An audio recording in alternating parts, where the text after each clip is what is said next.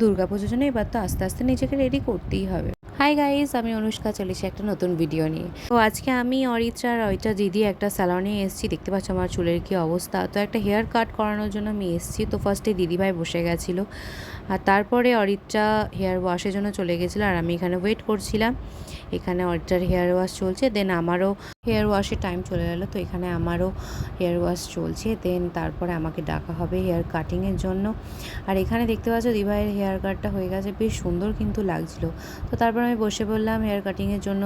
বেশ কিছুক্ষণ ধরে ডিসিশান নেওয়া হচ্ছিলো যে কী কাট কাটবো, কী সে আমাকে ভালো লাগবে। অ্যাকচুয়ালি আমি চাইছিলাম লং লেয়ার্সের ওপর কিছু, তো সেভাবেই ওরা করে। আর এখানে আমার এখন হেয়ারটাকে সেট করা হচ্ছে ড্রাই করে নিয়ে।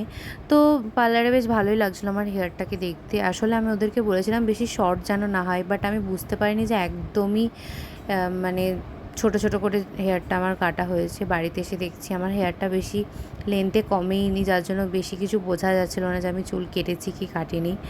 তো এই হচ্ছে আমার হেয়ারটা একটা ওয়াশের পর।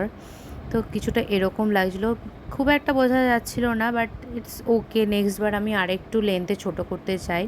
তো চলো, ভিডিওটা ভালো লাগলে লাইক কমেন্ট করে দিও। বাই।